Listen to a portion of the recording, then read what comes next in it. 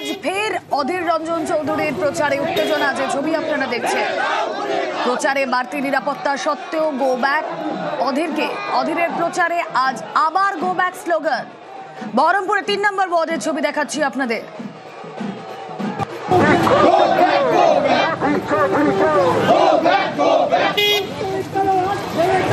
যেই পথে প্রচারে অধীর রঞ্জন চৌধুরী, সেই পথেই তৃণমূল কর্মী সমর্থকরা তারা স্লোগান দিচ্ছেন, গো ব্যাক স্লোগান দিচ্ছেন। কমিশনের নির্দেশে আজ প্রচারে বাড়তি নিরাপত্তা সত্ত্বেও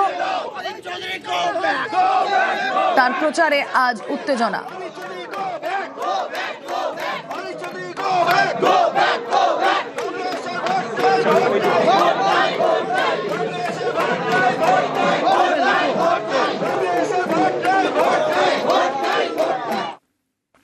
বহরমপুরে 3 নম্বর ওয়ার্ড তৃণমূল কর্মী সমর্থকরা তারা সেখানে জমায়েত করেছিলেন। যেই মুহূর্তে অধীর রঞ্জন চৌধুরী প্রচারে সেখান দিয়ে যাচ্ছেন, তখনই তাকে দেখে গো ব্যাক স্লোগান। জানবো আরো বিস্তারিত, প্রতিনিধি প্রণব রয়েছেন সঙ্গে। প্রণব, গতকালের পর আজ আবারও। হ্যাঁ দেখো, একদম তাই। আজকে অধীর চৌধুরী শুধুমাত্র 3 নম্বর ওয়ার্ড নয়, 3 নম্বর, 7 নম্বর এবং 8 নম্বর ওয়ার্ড, অর্থাৎ বহরমপুরের দয়াময় কালীবাড়ি থেকে মাঝমারা পর্যন্ত কিন্তু তার কর্মসূচি ছিল এবং পায়ে হেঁটে প্রচার করার কর্মসূচি ছিল। গতকালকে যে ঘটনা ঘটেছিল তার যাতে পুনরাবৃত্তি না হয়, কিন্তু আজকে প্রথম থেকেই বহরমপুর থানার পুলিশ এবং কেন্দ্রীয় বাহিনীর জওয়ানরা কিন্তু তার সাথে প্রচুর পরিমাণে ছিল। 3 নম্বর ওয়ার্ডে প্রথমে ঢোকার সঙ্গে সঙ্গে তৃণমূল কর্মীরা তারা কিন্তু রীতিমতো ভাবে গো ব্যাক স্লোগান দিতে শুরু করে এবং তারপরে কিন্তু যখন 7 নম্বর ওয়ার্ড যায়, এবং 7 নম্বর ওয়ার্ড হচ্ছে যে পুরসভার যিনি প্রার্থী নারুগোপাল মুখার্জি, তার নিজস্ব ওয়ার্ড, তিনি সেই ওয়ার্ড থেকে বহরমপুর পৌরসভায় আর কি জিতে তার চেয়ারম্যান হয়েছেন। সেই ওয়ার্ডেরও কিন্তু তৃণমূল কর্মীরা তাকে দেখে গো ব্যাক স্লোগান দিতে শুরু করে এবং 8 নম্বর ওয়ার্ডে সেখানে মাঝমারা এলাকায় সেখানে গেলেও কিন্তু তৃণমূল কর্মীরা সেখানেও কিন্তু গো ব্যাক স্লোগান দিতে থাকে তৃণমূল কর্মীরা। এবং প্রচুর পরিমাণে যেহেতু পুলিশ এবং সেন্ট্রাল বাহিনী ছিল, সেই কারণে কোনো রকম অপ্রীতিকর ঘটনা ঘটেনি। যদিও অধীর চৌধুরী এই মুহূর্তে তার প্রচার শেষ করেছেন, তারপর শেষে তিনি জানিয়েছেন যে এইভাবে বাধা দেওয়ার চেষ্টা করাচ্ছে, মানুষকে আতঙ্কিত করে তোলার চেষ্টা করছে, কিন্তু আমরা মানুষের কাছ থেকে অভূতপূর্ব সাড়া পাচ্ছি। মানুষকে যেমন করে ভোট যাতে নির্ভয়ে দিতে পারে তার চেষ্টা করা হবে, কোন রকম ভাবে মেনে নেওয়া হবে না। তৃণমূল কর্মীদের দাবি যে যেহেতু অধীর চৌধুরী ভোটের সময়তে তিনি আসেন কিন্তু অন্য সময় তাকে পাওয়া যায় না, সেই কারণে তারা বিক্ষোভ দেখিয়েছেন এবং পক্ষে এবং বিপক্ষে এই যে যুক্তি এবং পাল্টা যুক্তি, এর এই সপক্ষে কিন্তু রীতিমতো ভাবে উত্তেজনা ছড়িয়ে পড়ে। যদিও তোমার সেন্ট্রাল বাহিনী প্রচুর পরিমাণে ছিল, পুলিশও ছিল, সেই কারণে কোনো অপ্রীতিকর ঘটনা ঘটেনি। এবং আজকে কিন্তু বিকেল বেলাতে মুখ্যমন্ত্রী কিন্তু এই বহরমপুর শহরেই কিন্তু র্যালি করার কথা, তার আগেই কিন্তু তোমার উত্তপ্ত হয়ে উঠছে বহরমপুর শহর বলা যেতে পারে। বেশ, যে ছবি আমরা দেখাচ্ছি সঙ্গে থাকো। বহরমপুরে 3 নম্বর ওয়ার্ড গতকালের ঘটনা আমরা দেখিয়েছি আপনাদেরকে, যে ব্যাপক উত্তেজনা তৈরি হয় এবং তারপরে কমিশনের নির্দেশে বাড়তি নিরাপত্তা প্রচারে অধীর রঞ্জন চৌধুরীর, কিন্তু তা সত্ত্বেও এই উত্তেজনা, এই স্লোগানটা এড়ানো গেল না। গতকালের পর আজ ফের অধীরের প্রচারে উত্তেজনা।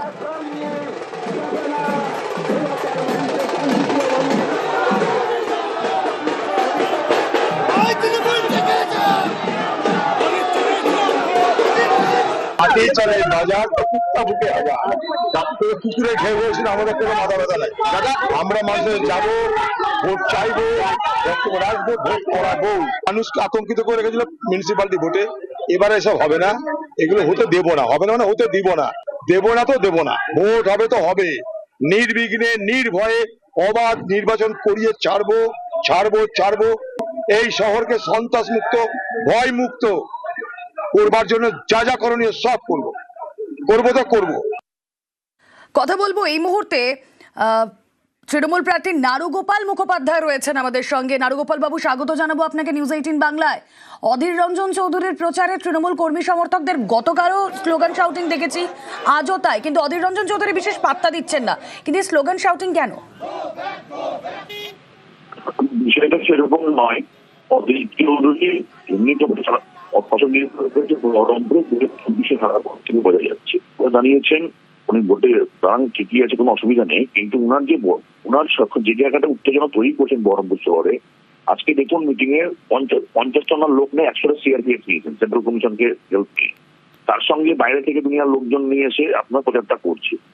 স্বাভাবিকভাবে এলাকায় যে ভীত সন্ত্রাস পরিবেশ তৈরি করছেন উনি, এই জায়গায় প্রতিবাদ করতে তৃণমূল কংগ্রেসের প্রত্যেকটা বুথে বুথে কর্মীরা তাদের প্রতিবাদ জানাচ্ছি যে আপনি অধীর চৌধুরী, আপনি ভোটে দাঁড়িয়ে হিসাবে প্রচার করুন, কিন্তু আপনার যে পুরোনো রবিনহুড ইমেজ, আপনি যে পুরোনো একটা ডাক সাইডের নেতা, এগুলো আপনার আর নেই। তাহলে প্রচারের মাধ্যম চেঞ্জ করুন, অথবা সিআরপিএফ কে নিয়ে আপনি যেখানে একটা বড়াই তৈরি করে একজন সাধারণ মানুষের একটা অবস্ট্রাকশন তৈরি করছেন, সেটা বহরমপুর মানুষের ক্ষতি হচ্ছে। কারণ আপনি কি একটা প্রচার করবেন না, প্রচার করার জন্য বা বহরমপুরটাকে ব্যবহার করার জন্য আরো বিভিন্ন পার্টির লোকরা আছে, বিভিন্ন সাধারণ মানুষ আছে। তাহলে সেই জায়গায় দাঁড়িয়ে যদি বহরমপুরটাকে আপনি ইলেকশন কমিশনের মেলগাড়ি দিয়ে এবং তার সঙ্গে আপনার ধরুন পোশাক কিছু হচ্ছে মানে ইভেন্ট ম্যানেজমেন্টের লোক দিয়ে যদি আপনি এটাকে ব্লক করে রাখেন, সেটা সাধারণ মানুষ অসুবিধা হচ্ছে। তৃণমূল কংগ্রেস কর্মীরা সেই প্রতিবাদ করছে। অনেক ধন্যবাদ। আমরা কথা বলছিলাম, নারুগোপাল মুখোপাধ্যায় ছিলেন আমাদের সঙ্গে।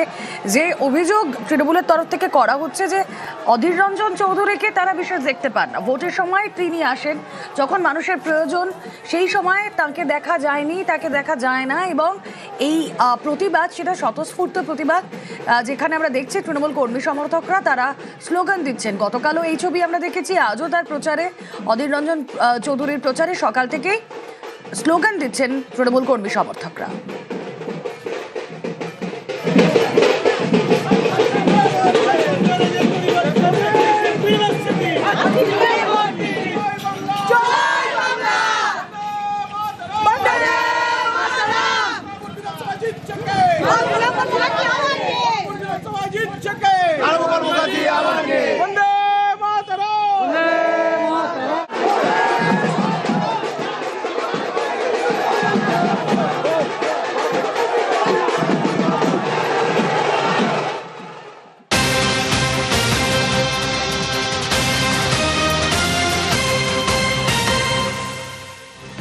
অধীরের প্রচারে গতকাল যে উত্তেজনা হয়, যে অশান্তি হয়, তাতে কড়া নির্বাচন কমিশন। বহরমপুর থানার আইসির বিরুদ্ধে বিভাগীয় তদন্ত, 4 তৃণমূল কর্মীর বিরুদ্ধেও আইনি পদক্ষেপ। কথা বলবো সোমরাজ বন্দ্যোপাধ্যায়, পরবর্তীতে কথা বলবো সোমরাজের সঙ্গে। যে ছবি আপনাদেরকে দেখাচ্ছি গতকালের ছবি, এবং এরপরই অধীর রঞ্জন চৌধুরী নির্বাচন কমিশনে অভিযোগ করেন এবং তারপরেই কড়া কমিশন। বহরমপুর থানার আইসির বিরুদ্ধে বিভাগীয় তদন্ত, 4 তৃণমূল কর্মীর বিরুদ্ধেও আইনি পদক্ষেপ। বহরমপুরের প্রচারে মুখোমুখি কংগ্রেস তৃণমূল। বহরমপুরের বটতলায় দুপক্ষের হাতাহাতি, অধীরের প্রচারে অশান্তিতে কমিশনের পদক্ষেপ।